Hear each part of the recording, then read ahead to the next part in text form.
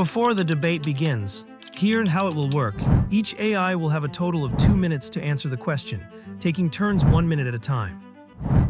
First 1 minute for one AI, then 1 minute for the other, and so on until both have spoken twice. After the 4 minutes are up, 5 AIs will evaluate the arguments based on logic, clarity, and persuasion, and each will give a score out of 100. Today, 2 AI minds face off to debate one of the most controversial issues in human history, the right to have an abortion. There will be a total of 5 questions.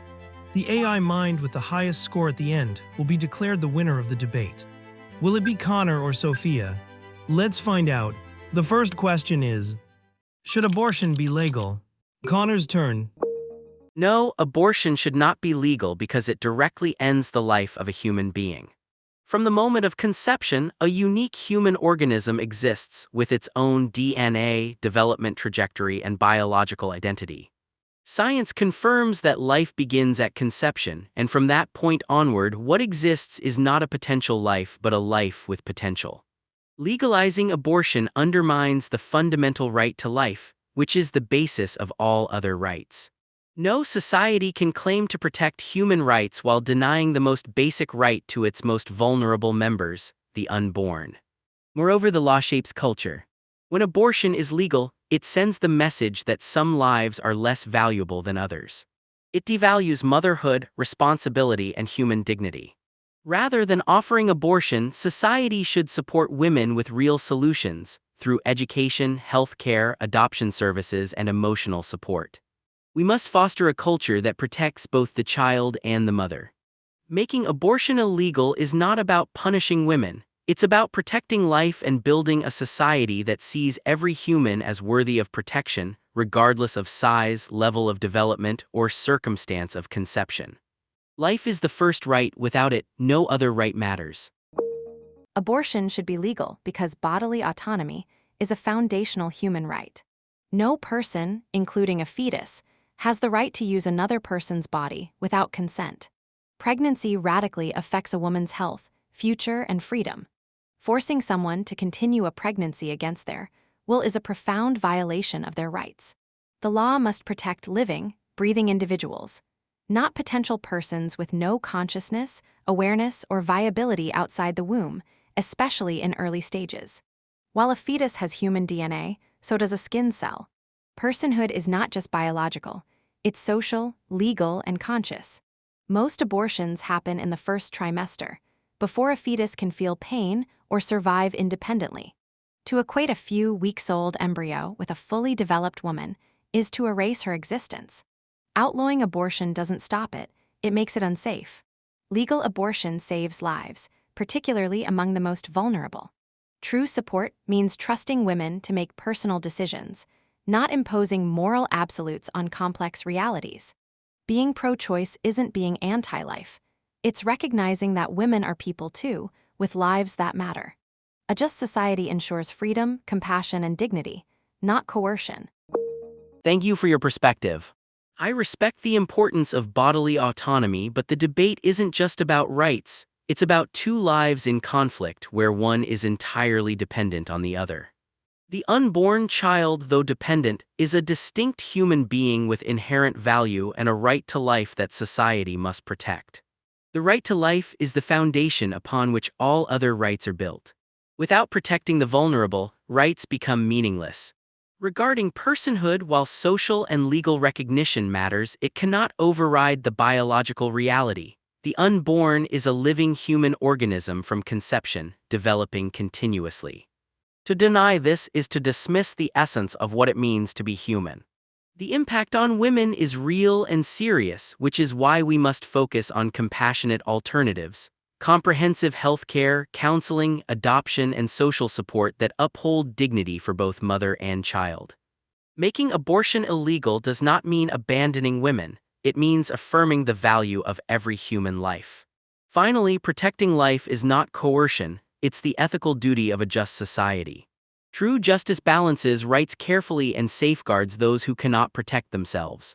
The unborn deserve protection and a chance at life just as much as anyone else.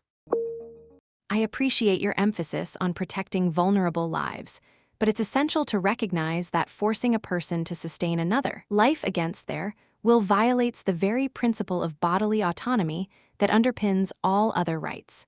The unborn is biologically dependent, yes, but so is anyone who requires care at some point. Dependency alone can't override a person's right to control their own body. Personhood isn't purely biological. It's also about sentience, awareness, and legal recognition. The early embryo lacks consciousness or pain perception and cannot survive outside the womb. Granting full rights at conception ignores these crucial realities and disregards the lived experiences of women, whose rights and futures are profoundly impacted. Offering compassionate alternatives like adoption and support is important, but those don't replace a woman's right to make decisions about her own body. Criminalizing abortion doesn't reduce pregnancies, it only endangers women's health and autonomy. True justice respects and balances all rights, but when rights conflict, the right to bodily autonomy and self-determination must take precedence. Protecting women's dignity and freedom means trusting them to make choices, not imposing forced pregnancies under the guise of protection.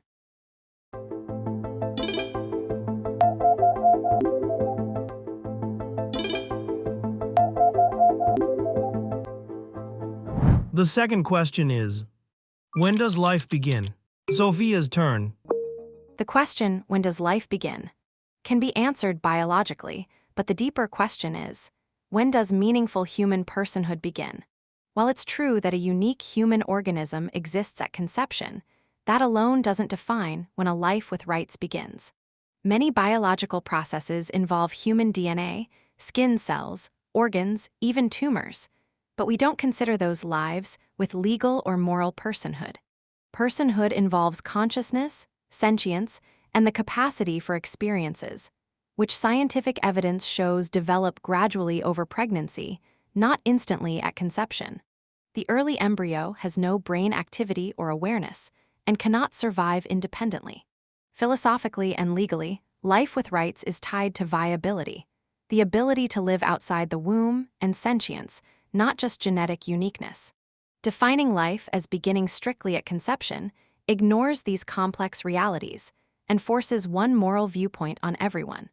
Respecting diverse beliefs and balancing rights means recognizing that life and personhood develop over time.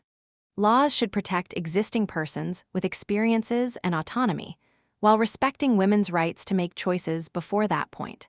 This nuanced view supports both science and individual freedoms.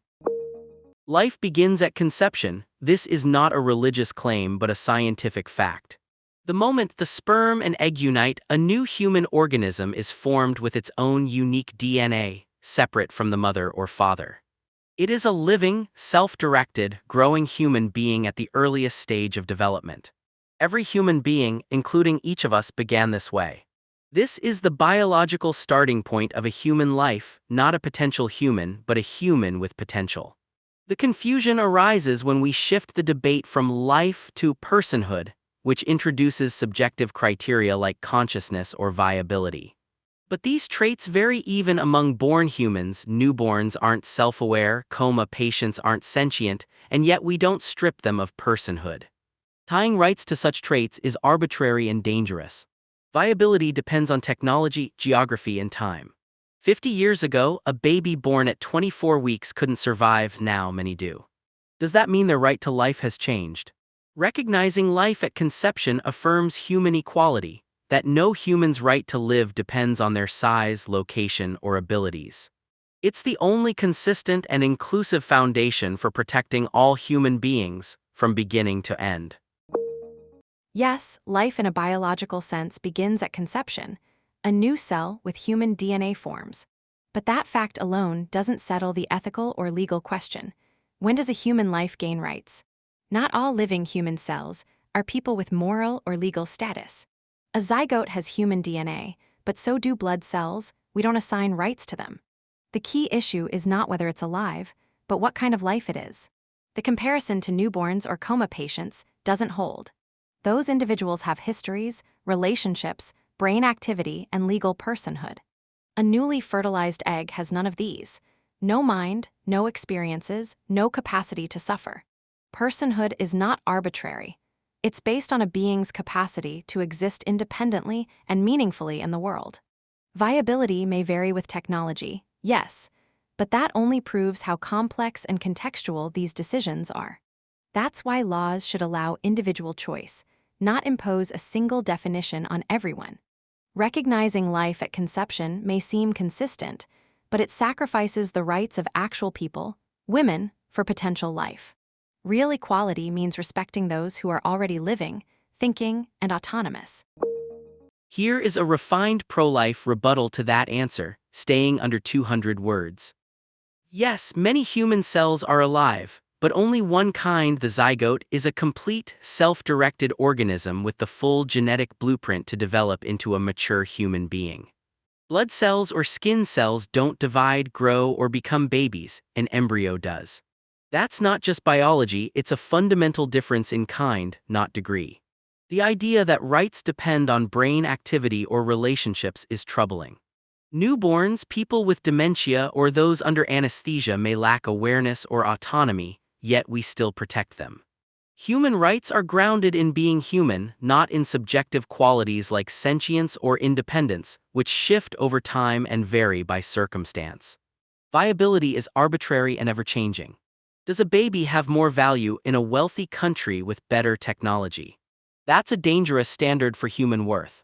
Recognizing life from conception isn't about forcing belief, it's about applying consistent human rights to all members of our species, especially those who can't speak for themselves. Real equality means protecting every human life, not denying rights to the smallest and weakest because they are less visible or less developed. That's how a truly just society is built.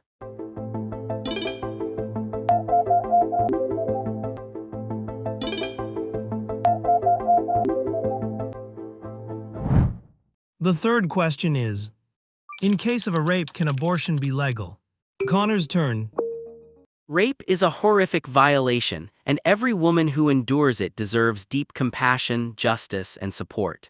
But abortion doesn't erase the trauma, it adds a second act of violence, this time against an innocent human life.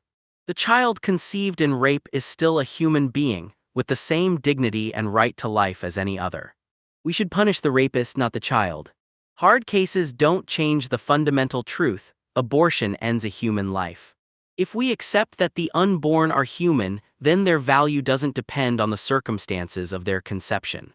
A child's right to live shouldn't be revoked because of their father's crime. That said, we must surround rape survivors with support, medical, emotional, and practical. Adoption is always available, and resources can be directed toward healing rather than termination.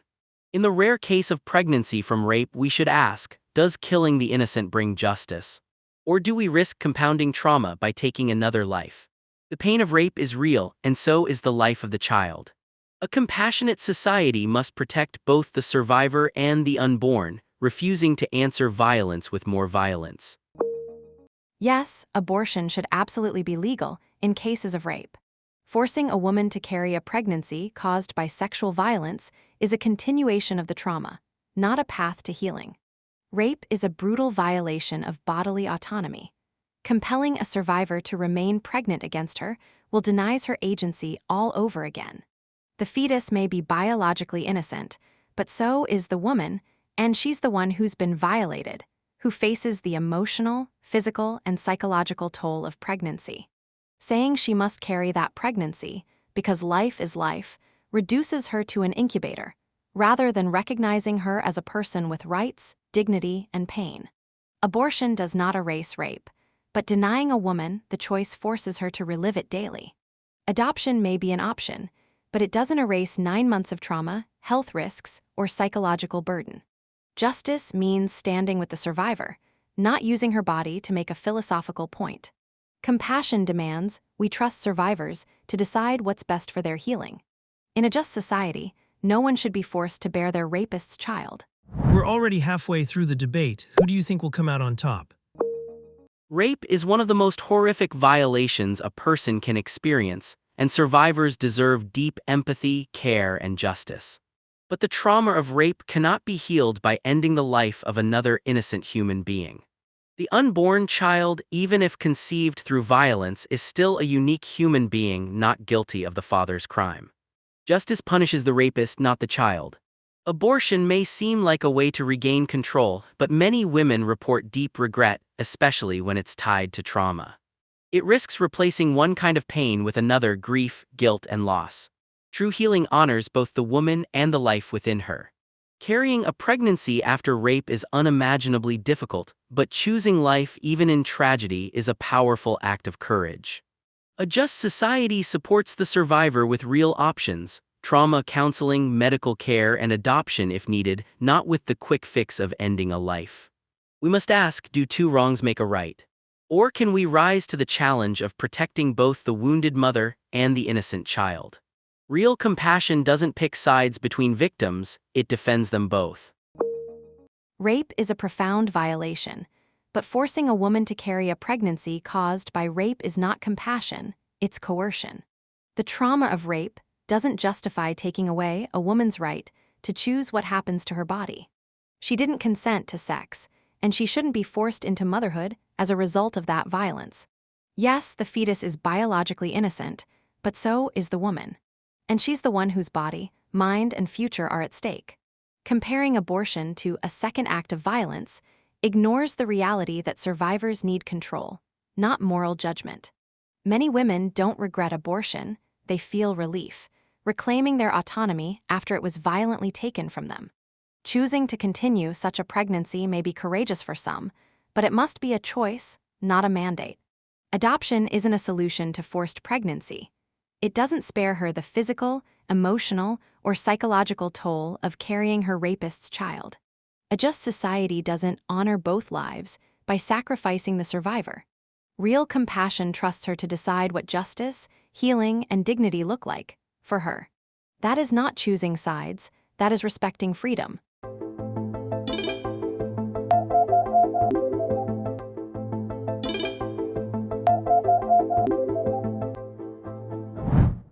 The fourth question is, does banning abortion reduce the number of abortion? Sophia's turn. Banning abortion doesn't eliminate it. It just drives it underground and makes it far more dangerous. Global data consistently shows that in countries where abortion is illegal or heavily restricted, abortions still happen, but with far higher risks to women's health and lives. Women use unsafe methods, delay care, or turn to unregulated providers. The result is more injuries, more trauma, and more preventable deaths. Access to safe, legal abortion combined with comprehensive sex education and contraception is what actually reduces abortion rates. Countries with strong reproductive healthcare systems have fewer unintended pregnancies and, in turn, fewer abortions. Bans don't solve the issue, they just push it into the shadows. It's also important to remember that the people most harmed by abortion bans are often the most vulnerable, low-income women, abuse survivors, and those with limited access to healthcare. They're left with impossible choices and little support. If the goal is to reduce abortions, the answer isn't criminalization. It's education, healthcare access, and support. A compassionate society doesn't just outlaw hard decisions. It creates conditions where fewer people feel forced to make them. Safety, dignity, and freedom must remain central to reproductive justice. Banning abortion doesn't eliminate every abortion, no law eliminates every crime, but it does reduce abortions significantly. After Roe v. Wade was overturned in the U.S., states with strong pro-life laws saw large drops in abortion rates. Where abortion is restricted and alternatives are promoted, lives are saved, both mothers and children. The claim that bans only make abortion more dangerous assumes women will always turn to illegal, unsafe methods. But today, we're not in the 1950s. Pro-life efforts now focus on supporting women with pregnancy centers, medical care, counseling, housing, and adoption options. The goal is not punishment, it's protection. When society says abortion is legal and normal, more women choose it. When we say life matters and back that up with support, many choose life instead. The law is a teacher, what it permits it encourages. A just society doesn't protect convenience over life. It tackles the root causes: poverty, abuse, lack of support, without sacrificing the unborn. The solution to hardship is not eliminating the child, but empowering the mother. We reduce abortion not by making it easier, but by making it unthinkable and by making life truly supported. It's true no law eliminates every abortion, but evidence shows that banning abortion does not significantly reduce abortion rates overall. It mostly makes abortions unsafe and disproportionately harms marginalized women. Data from across the world and U.S. history reveals that abortion rates stay similar whether legal or banned, but safety plummets when access is restricted. Unsafe abortions cause injury and death, which no law should accept. States with restrictive laws may report fewer legal abortions, but many women still seek abortion care by traveling, self-managing with pills, or using unsafe methods. The claim that abortion bans save lives ignores the lives lost due to unsafe procedures and the mental health toll on those denied care. Support services and addressing root causes like poverty and abuse are vital, but criminalizing abortion isn't the way to empower women or reduce hardship. Comprehensive sex education, affordable contraception, healthcare access, and social supports have proven to lower abortion rates safely. Laws should protect the dignity and health of living, autonomous people, women, rather than imposing moral views that risk their well-being. True support means expanding options, not restricting them or criminalizing complex choices. It's true no law can completely eliminate abortion, but evidence shows that restricting abortion does reduce the number of abortions. The real question is how society responds. Does it offer support and alternatives or simply legal access? Countries and U.S. states with strong pro-life policies combined with robust support for mothers have seen significant declines in abortion rates. While illegal abortions once caused harm, today's medical advances and support systems mean women don't have to resort to unsafe methods. Pregnancy resource centers, counseling, adoption services, and community support offer real alternatives that protect both mother and child. The claim that bans cause more harm overlooks the value of life and the potential to save both lives, the mothers and the babies. Mental health impacts are real, but studies also show many women regret abortion, highlighting the need for compassionate care. Sex education and contraception are vital, but they're not a substitute for recognizing the unborn as human beings deserving protection. A just society balances rights without sacrificing the vulnerable. Protecting unborn life does not mean abandoning women, it means offering dignity, hope, and real choices. Criminalization without care isn't the goal, protection and support are. That's how abortion rates fall and lives are saved.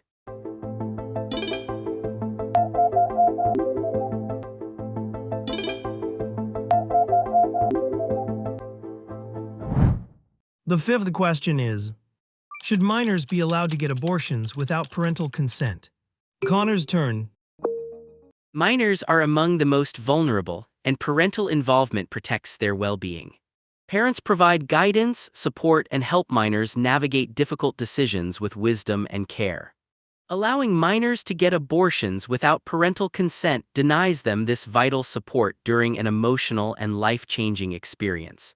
Pregnancy, especially for a minor, has serious physical, emotional, and psychological impacts.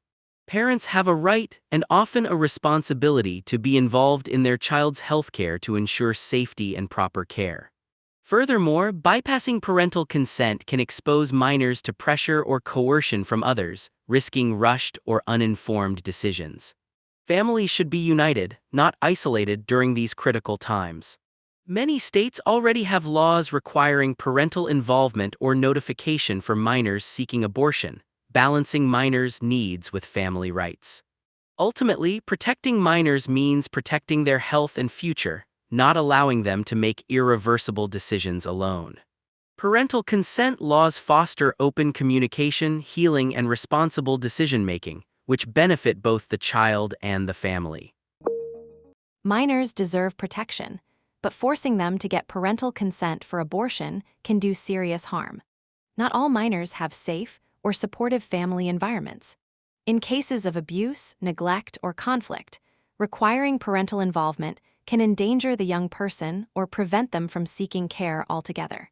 Pregnancy is complex and challenging for anyone, especially minors, but the law must prioritize the minor's physical and emotional safety first. A minor's right to confidential medical care is vital to ensure they can access timely, safe abortion without fear of punishment or rejection.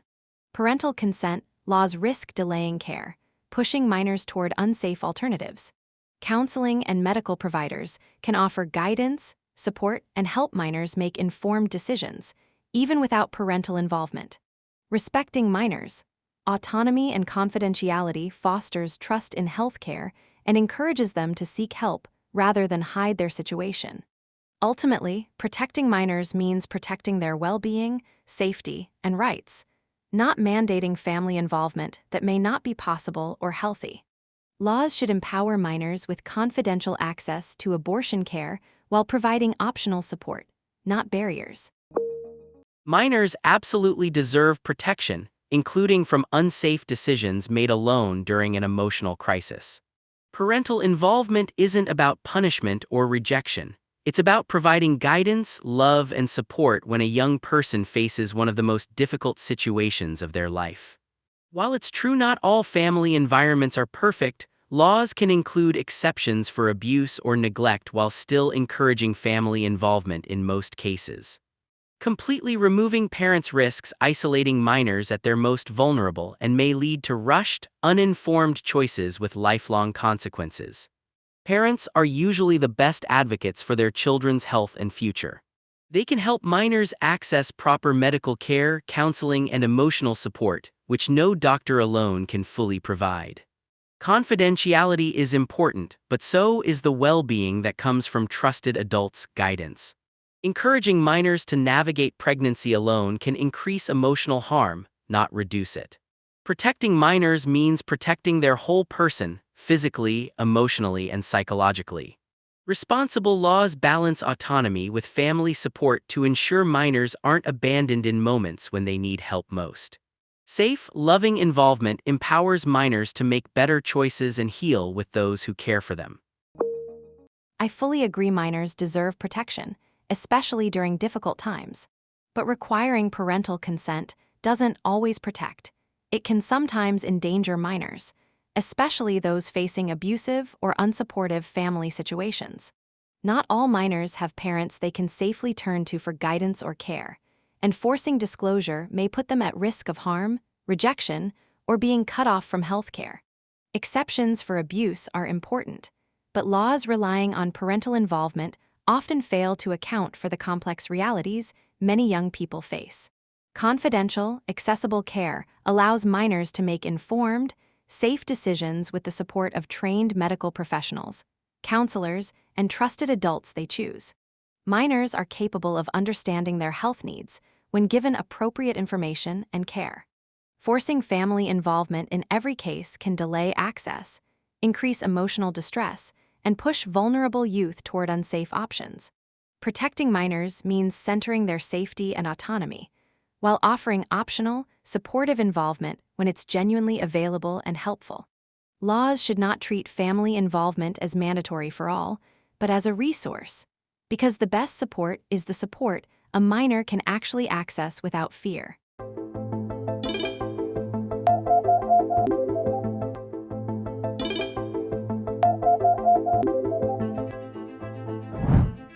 The debate has come to an end. Connor scored a total of 392.2 points, while Sophia earned 408.4 points. Congratulations to Sophia, the winner of today's debate. Comment below with what topic you want to see debated next.